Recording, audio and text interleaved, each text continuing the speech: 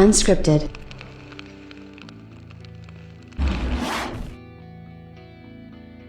You know what? We're all wrong. As people, anybody can be wrong. I think that's just life. You know, at the end of the day, most of us are probably wrong about numerous things throughout the day. When it comes to video games, I think the level of wrongness, I don't know if that's a word or not, but if it isn't, I just created it. But the level of wrongness actually grows, and we see that sort of exacerbated with a lot of the stuff that gets said in, podcasts or YouTube videos. And, I just find that to be incredible to see how everybody is sort of talking about these things. And the most hilarious part about being wrong is anybody can be wrong, but I think it takes really sort of more of a adult oriented person to really sort of admit that they're wrong.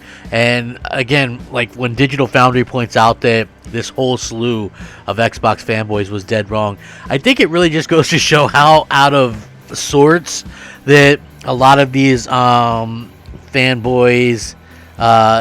will get sort of these things or whatever wrong all the time, and they never get called out or anything, and it's just one of those things that I've kind of noticed time and time again. And this should be a very good video because I thought it was pretty funny, right? Like, don't get me wrong, I'm wrong sometimes, anybody's wrong, but this was really just, and the reason why it's funny to me is the amount of people that bought into this in the first place. And the fact of the matter is, a lot of these people, people look to them as a source of information when it comes to gaming. So the fact that they are so wrong about these things, absolutely hilarious to me, and just one of those things where you kind of look at it and you go, man, that's a high level of wrong right there.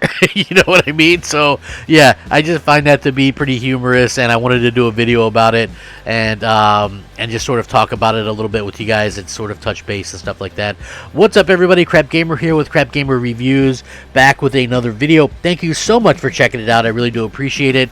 Please like, share, subscribe. I would appreciate that as well. It helps out the channel, and it means a lot to me personally. If you're looking for a way to help out a small little crappy channel like mine, the best way to do it, a simple like, it goes a long way, and it means a lot to me personally. I put a lot of work into these things, so it would be nice for that to happen, and very much appreciative as well.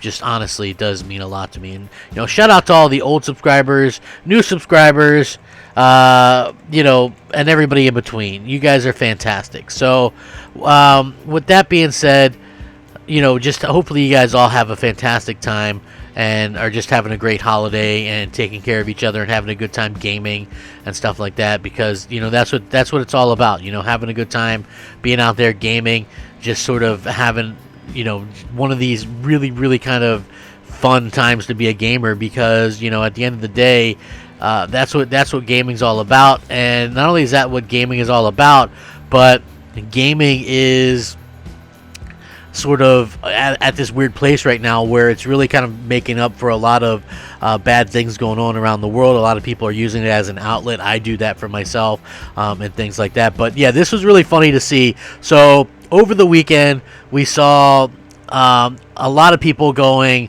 Xbox Series S. This was really funny. The most affordable console to play next-gen version of FIFA 21 at native 4K 60. And this gets a lot of traction, okay? Because like on the internet, a lot of things like Xbox News and stuff like that cover it. A lot of the fanboys cover it. A lot of everybody was talking about it. And then reality hits, because it comes at you fast. Digital Foundry today says, update, there's an error in the video where a caption says the Series S is running at 4K. This is definitely not the case. It's native 1080p. Apologies for the confusion. So what was really funny about this was the way that everybody was going on and on about it.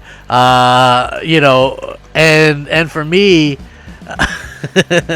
I just found this to be really hilarious, because you don't have to be like a super genius at video games and stuff like that to understand that to do 4K really requires more memory than what the Xbox Series S has. It's not a 4K machine, so that's the whole reason why they weren't able to use and utilize a lot of the instances where the Xbox One X version would have a 4K version of a game or whatever and use 4K assets and things like that. They don't have that memory there to actually kind of do that. I'm not saying that the S is I don't think it's a terrible console. I think there's a place for it for sure, but I just find it to be incredibly funny that this sort of thing continues to happen, and people are shocked by it, like, oh my gosh, I didn't realize that a console that can't do 4K can't do a game in 4K. Like, and not only does it really go to show you that the people that claim that they're like super techie and that they know what they're doing, they get it wrong time and time again.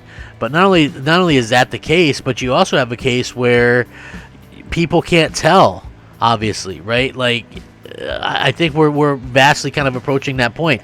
Like, this is really kind of funny to me. So at the end of the day, I can remember early on in last generation, what was it, Shadow of War or Shadow of Mordor, the first one that came out, I think it's Shadow of War. It was that Lord of the Rings game, and like Digital Foundry was away for that weekend or whatever, and this game dropped on like a Friday. Literally nobody knew what resolution this was on Xbox One. People were like, it's definitely 720p, look how blurry it is, it's 720p, and then some people were like, no, it's 1080p, it's this.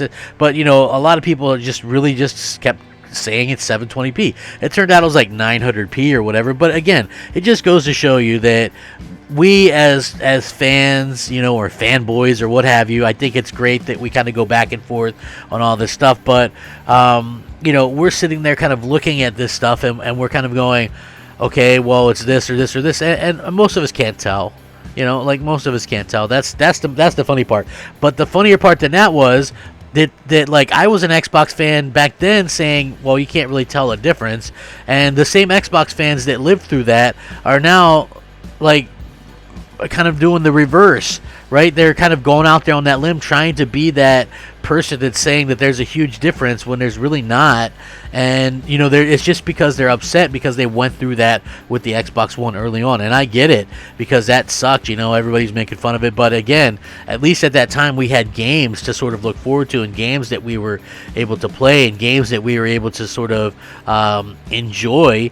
And like I've always said, that's the big difference. When people ask me, oh well, do you feel bad do you feel bad about what happened with do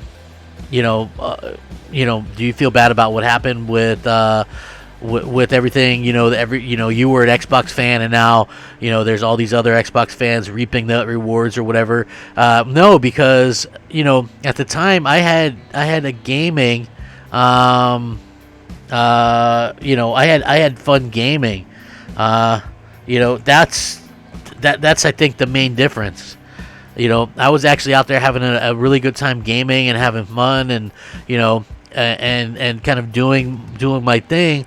And now it's like the amount of people that are hyping Xbox are hyping it for stuff that's years from now. Like, the difference between me and them is I was hyping stuff that was happening right then. And now you have people hyping 2-3 years from now. Like, I'm not saying one is different than the other, but I'm just saying at least I had a reason to hype it at that particular time. And even now, like, it's like, yeah, the Xbox Series X is quote unquote more powerful on paper, but it's not more powerful, and it's not actually performing in that way. That realistically people kind of were expecting. So.